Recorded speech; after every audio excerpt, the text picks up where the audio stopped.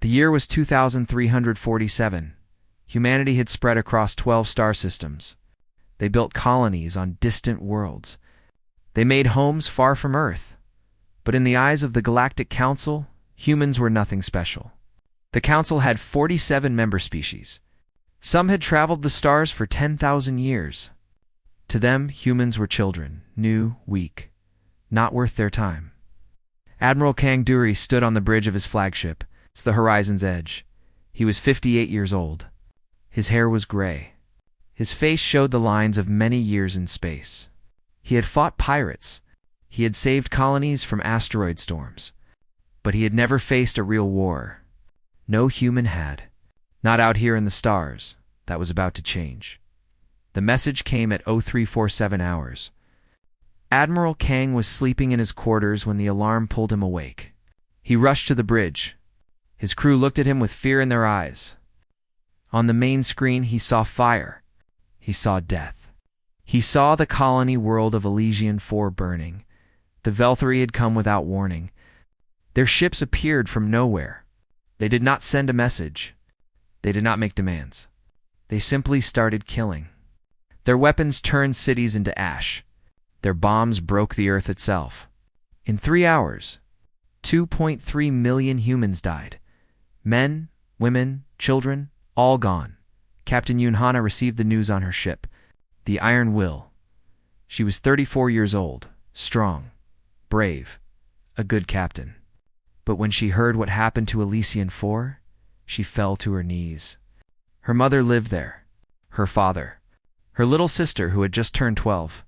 All of them were on Elysium-4. All of them were dead. She did not cry. She could not cry.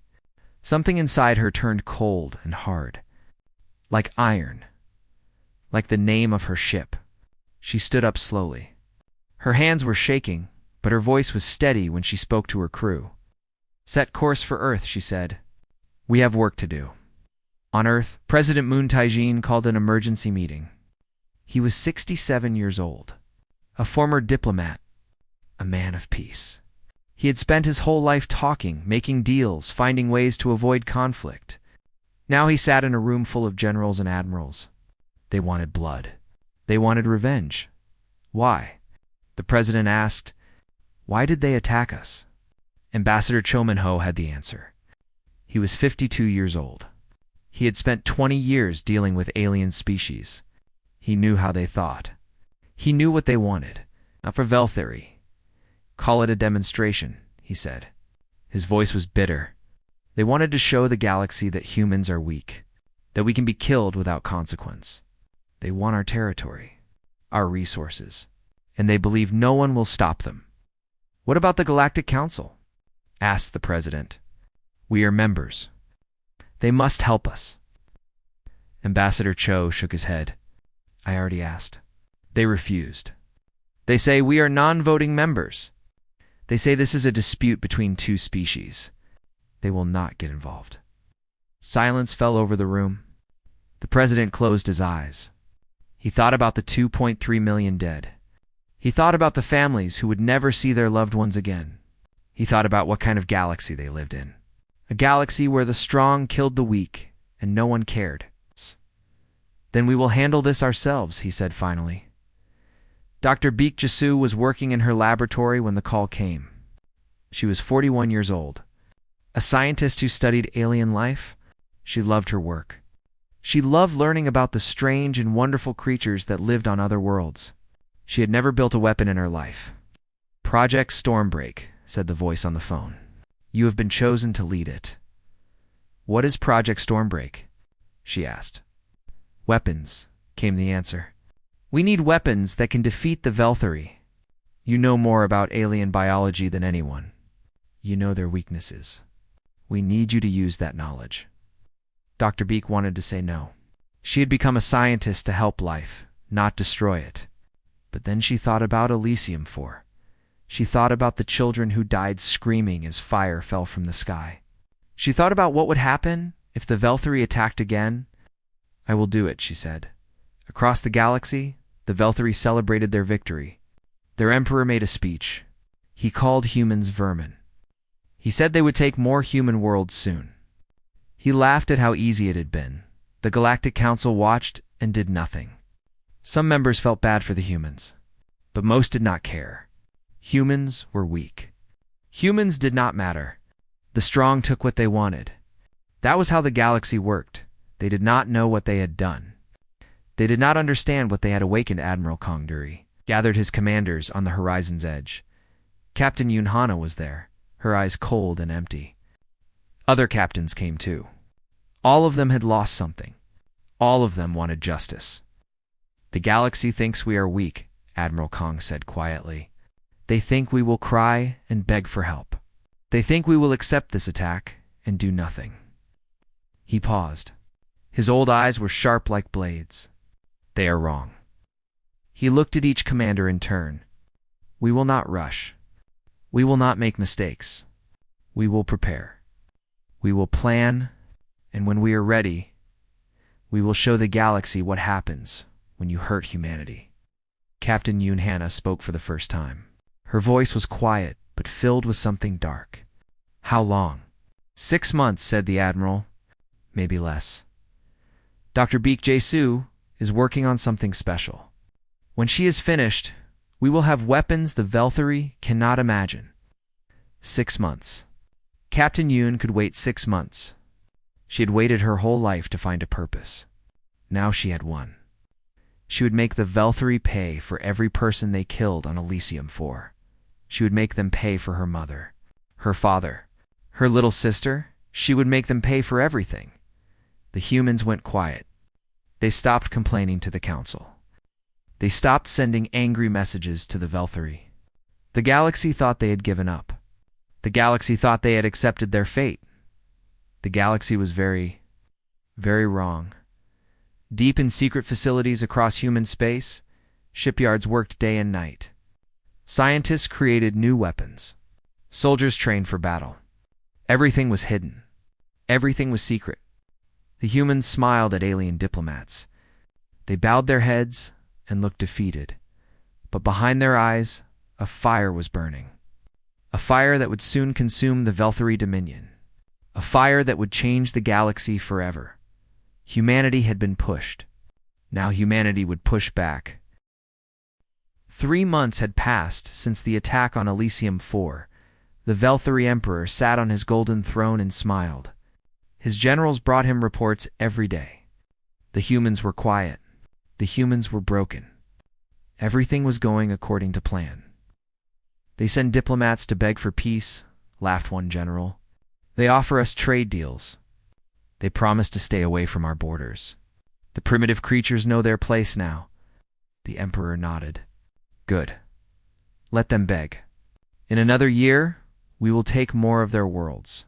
They have nice planets, rich in metals, good for our empire. None of them knew the truth. None of them saw what was happening in the shadows. Ambassador Cho Man-hu walked through the halls of the Galactic Council Station.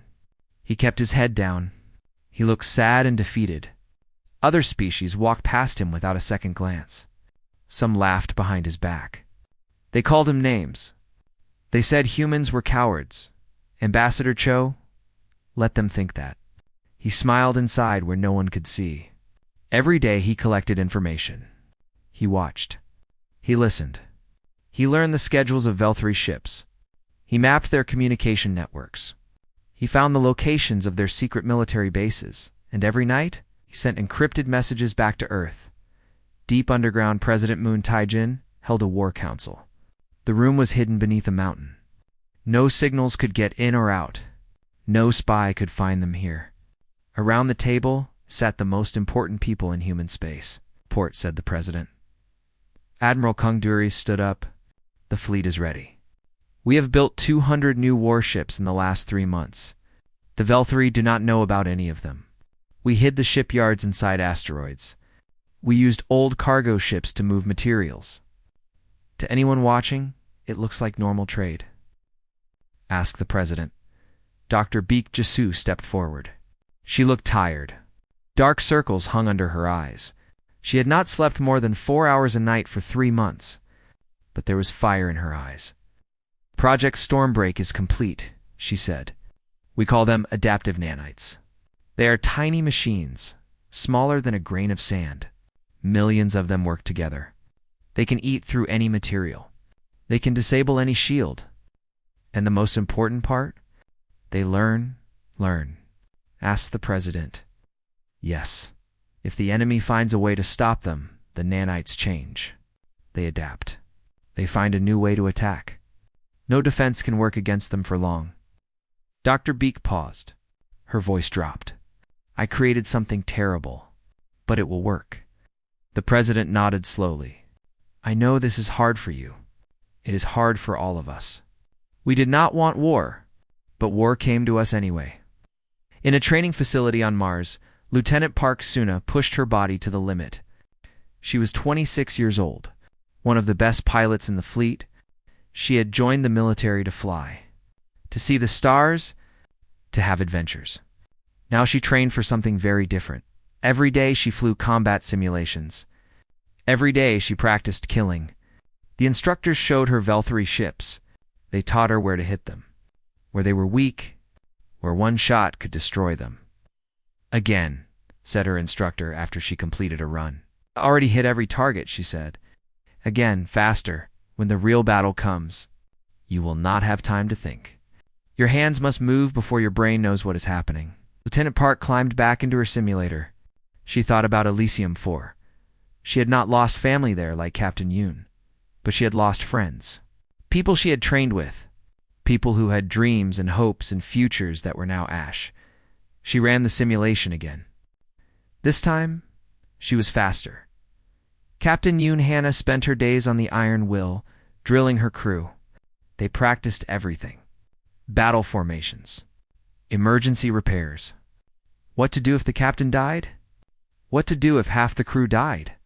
She made them ready for the worst because the worst was coming. At night, she sat alone in her quarters. She looked at a picture of her family. Her mother's smile. Her father's kind eyes. Her little sister making a silly face at the camera. She did not cry. She had forgotten how to cry, but she talked to them sometimes. Soon, she whispered. Soon, I will make them pay. I promise. On the Galactic Council station, the Velthary ambassador made jokes about humans. He told stories about how they begged for mercy, how they offered everything they had for peace. The other ambassadors laughed with him. Only one did not laugh. Counselor Thrain was old, very old. His species, the Kellery, had traveled the stars for 8,000 years. He had seen many things. He had seen weak species become strong. He had seen proud empires fall to dust. Something about the humans worried him. They were too quiet, too calm. A species that had just lost millions of people should be angry. They should be screaming and demanding justice. Instead, the humans smiled and nodded and accepted everything. It was not natural. It was not right, Counselor Thrain tried to warn the others. Something is wrong, he said. The humans are planning something. I can feel it. The other counselors laughed at him. You are old, Thrain. Your mind sees danger where there is none. The humans are primitive. They have nothing. What could they possibly do? Counselor Thrain did not argue. He simply watched and waited. He had a feeling the galaxy was about to learn a very hard lesson. The 5th month arrived. Admiral Kong Duray called a final meeting of all commanders. 47 of them gathered on the horizon's edge. Each one commanded a strike group. Each one had a target. Operation Silent Thunder, said the Admiral.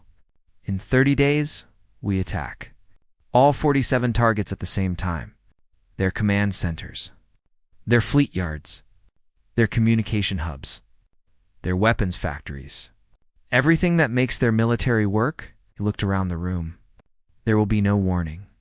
No demands. No mercy. They showed us none on Elysium 4. We will show them the same. Captain Yoon Hannah raised her hand. What about the Galactic Council?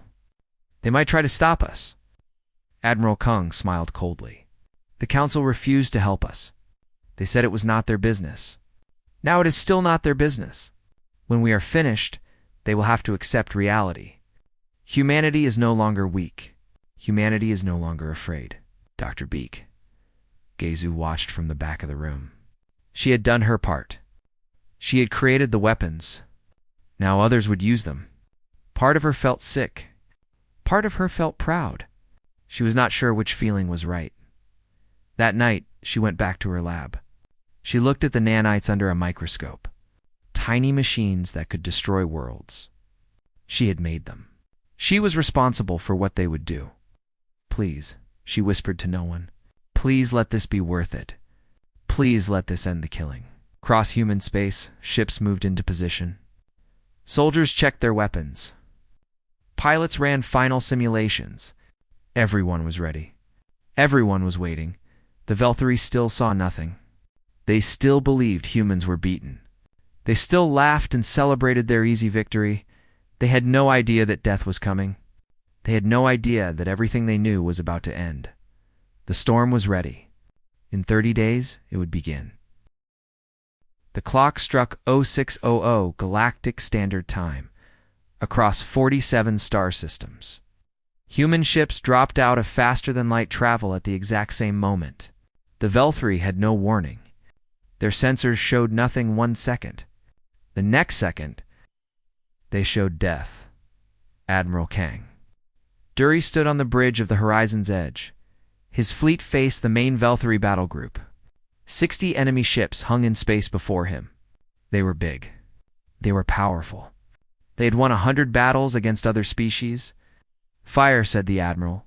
The first wave of nanite missiles flew toward the enemy. The Velthari shields flashed as the missiles hit. For a moment, nothing happened. The Velthari commander laughed. Human weapons were too weak. Then the nanites went to work. Tiny machines ate through the shields like water through paper.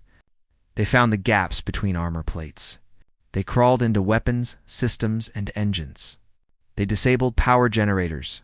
One by one, Velthari ships went dark. They could not fire.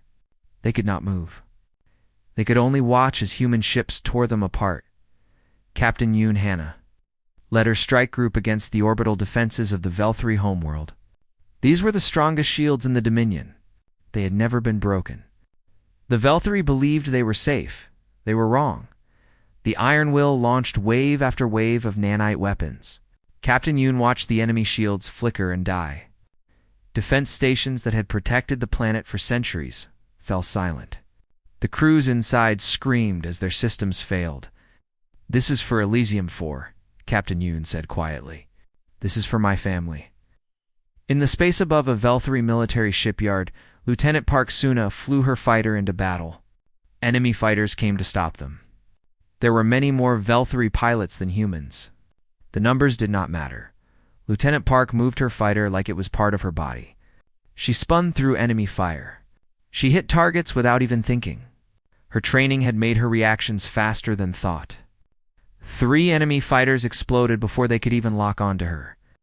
Enemy flagship spotted, said her wing commander. All fighters attack formation. The Velthari flagship was enormous. A ship that had destroyed entire fleets by itself. Its weapons filled space with fire. Human fighters died, but more kept coming. They were not trying to destroy the flagship.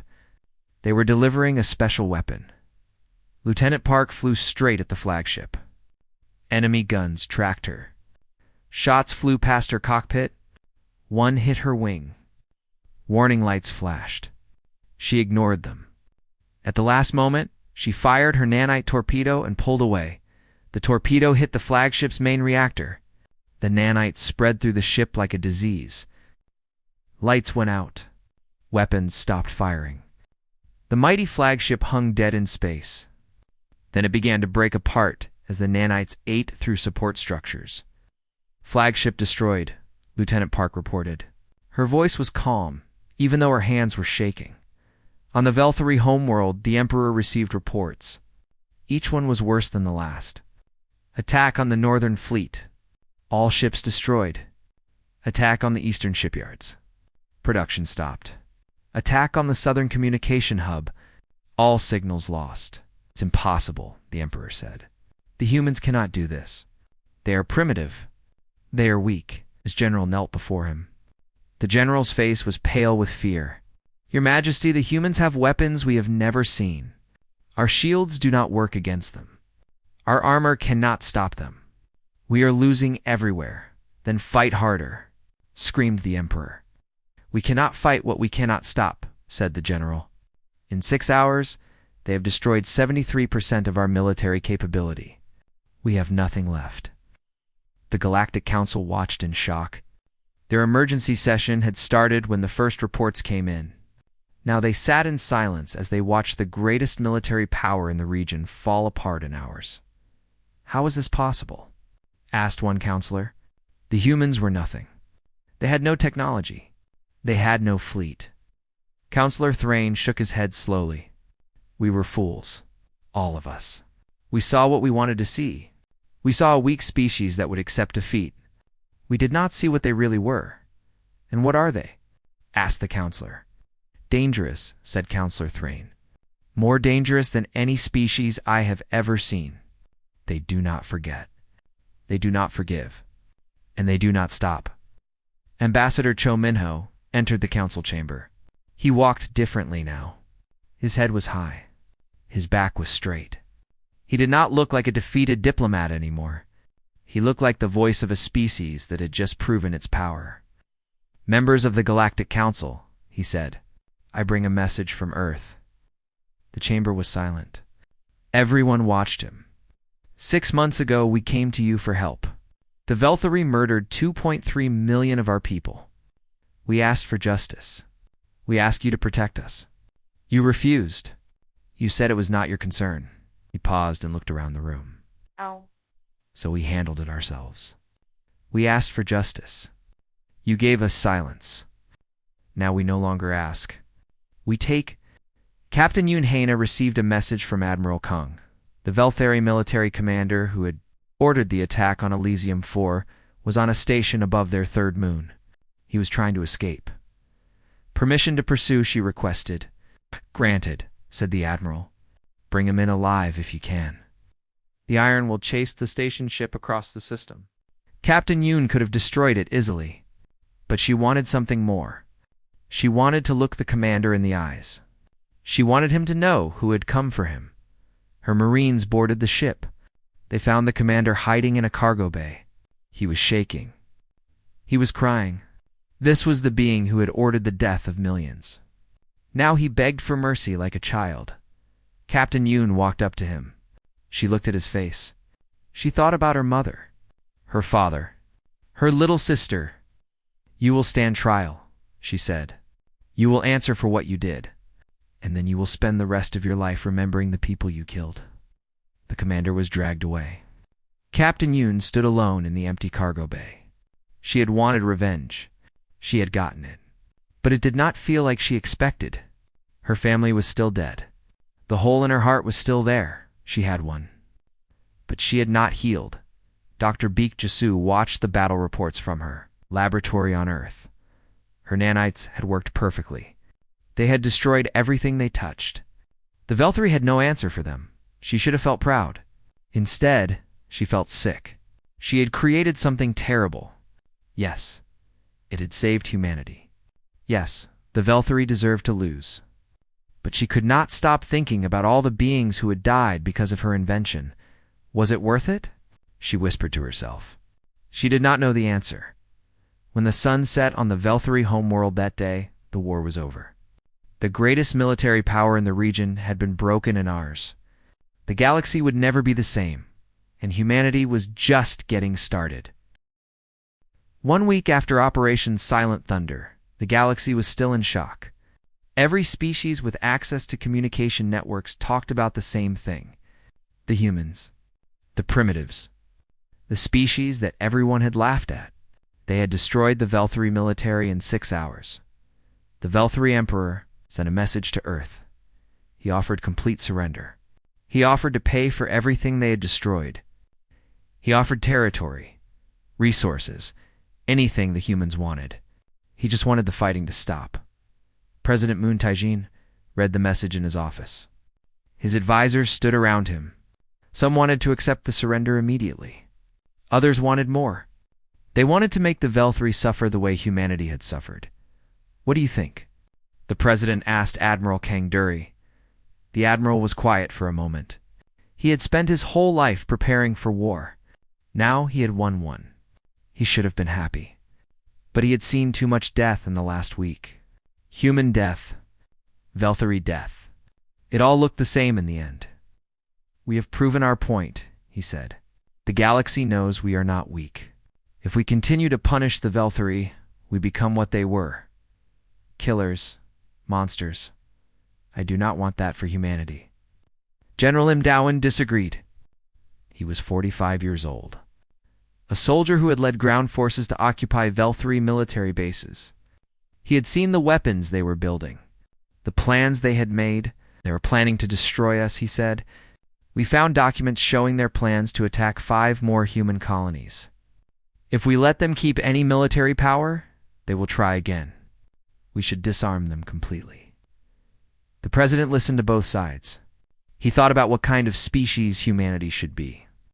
Strong, but cruel? Or strong but fair?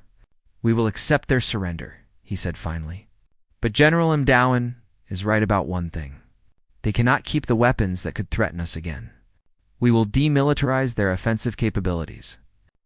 They can keep enough to defend themselves.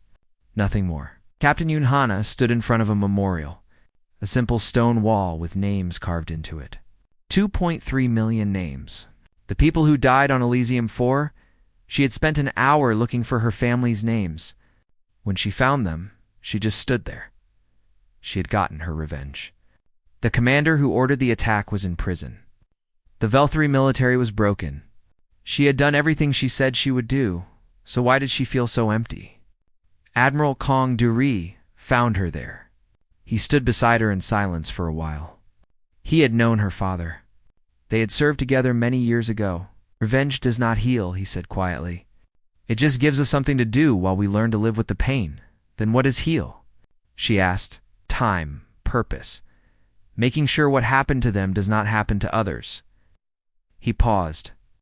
The fleet needs commanders who understand the cost of war. People who will fight when they must, but never forget why peace matters. Captain Yoon did not answer. She was not ready to think about the future. Not yet. But she would be. Someday, in the Galactic Council, species were dividing into groups. Some wanted to become friends with humanity. They sent diplomats to Earth. They offered trade deals and alliances. These species had seen what happened to the Velthri. They did not want to be next. Other species were afraid. Not afraid of what humanity had done, but afraid of what humanity might do. They whispered to each other in secret meetings. They made plans. If the humans could destroy the Velthri so easily, what would stop them from destroying everyone else? We must form an alliance against them, said one counselor. Before they become too strong. Are you insane? Asked another. You saw what they did. Any alliance against them would fail. They would destroy us all.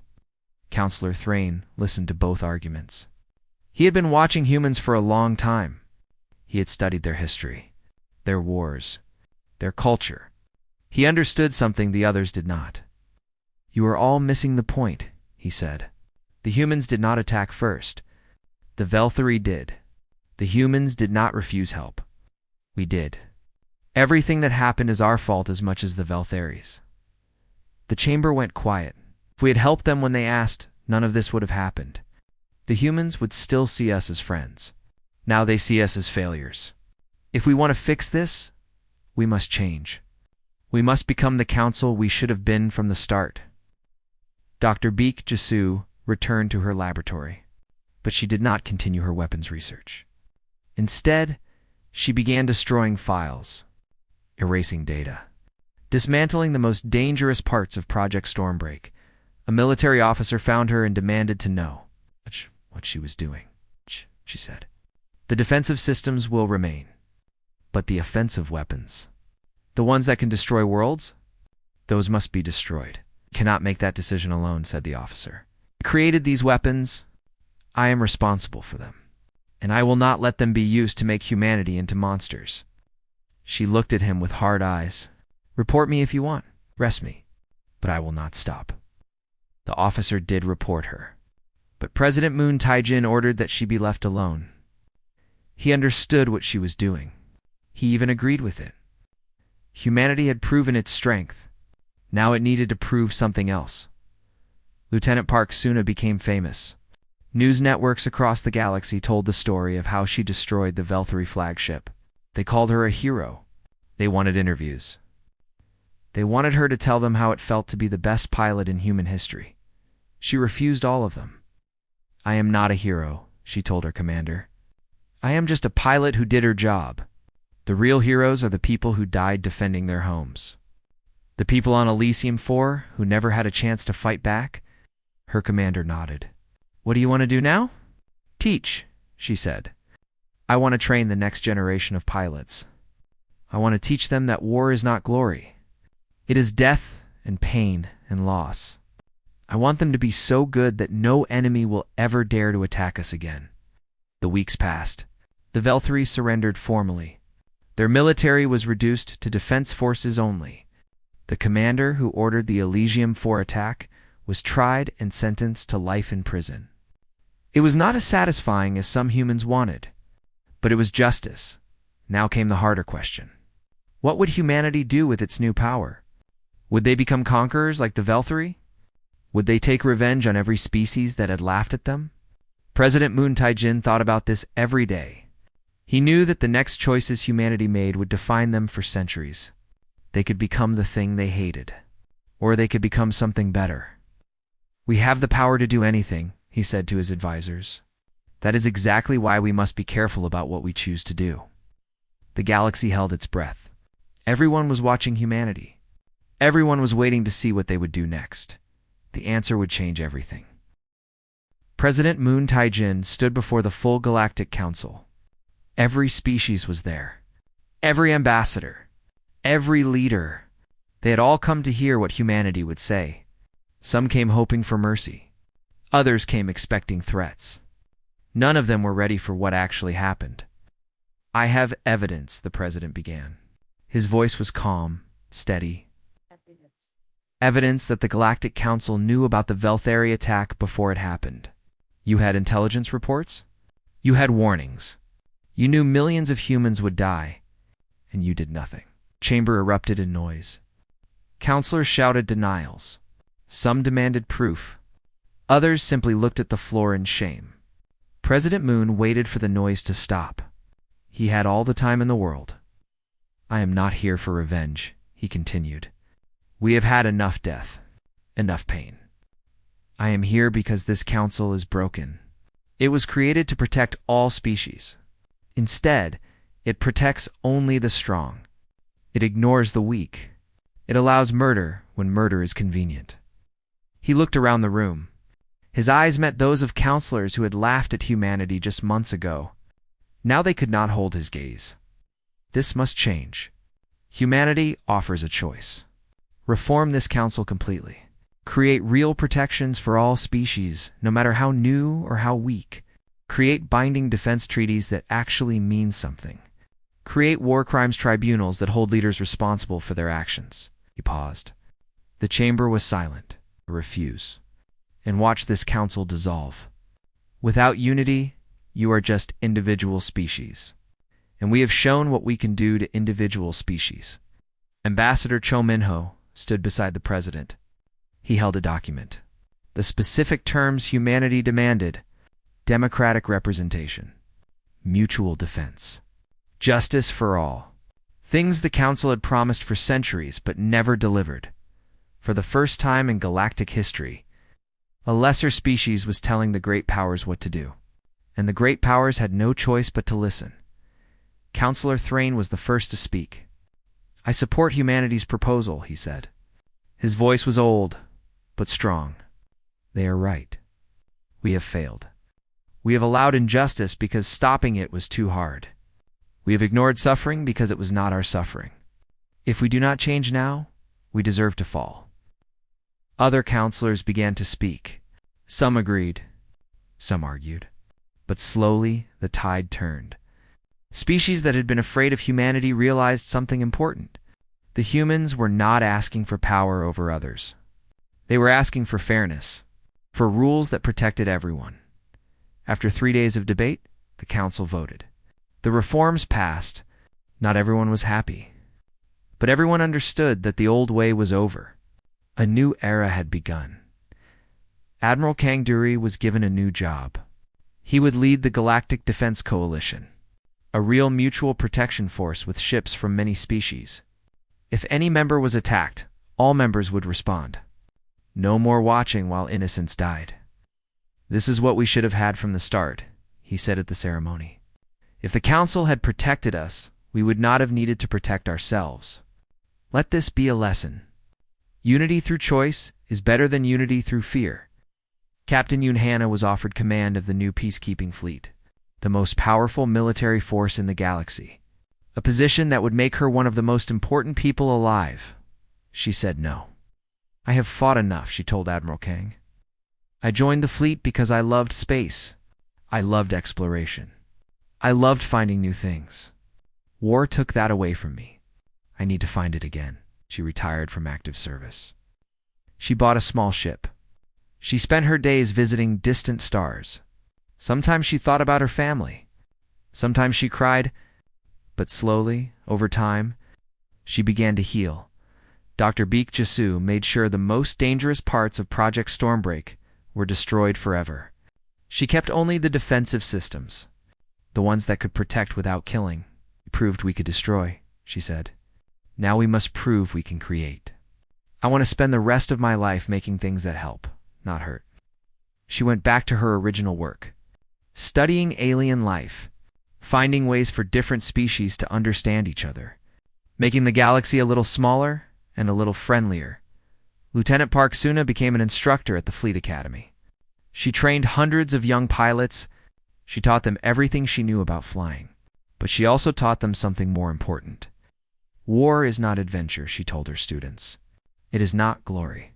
It is your friends dying. It is killing people who have families just like you. Train hard. Be the best you can be.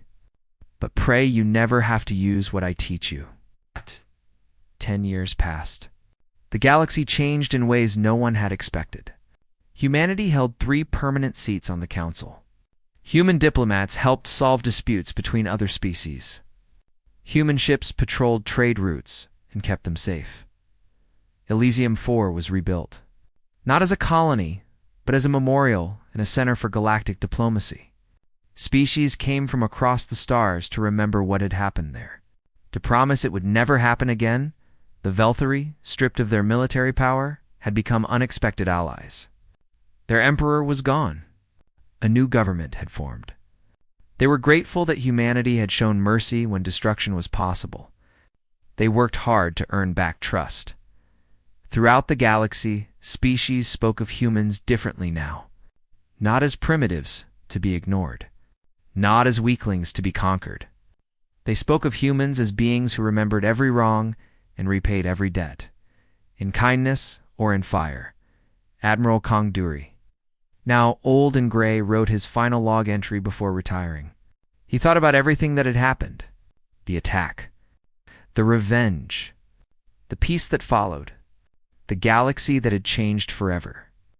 "We never wanted war," he wrote. "We only demanded what every species deserves. The right to exist without fear. When that right was denied, we took it. Let history remember this. Humanity does not start fights." He paused, looked out his window at the stars. Then he finished writing, "We end them." The stars had been silent witnesses to 1,000 empires. They had seen species rise and fall. They had watched the strong devour the weak for millions of years. But now they watched something new. A species that had been weak and became strong. A species that could have become monsters and chose to become protectors. A species that proved that mercy could follow vengeance. The galaxy would never forget what humanity had done. The destruction. The victory. The choice to stop when they could have kept going, and in quiet corners of 1,000 worlds, beings whispered a warning to each other, a warning that would echo through the ages. Never mistake human. Kindness for human weakness. They made that mistake once. No one would ever make it again.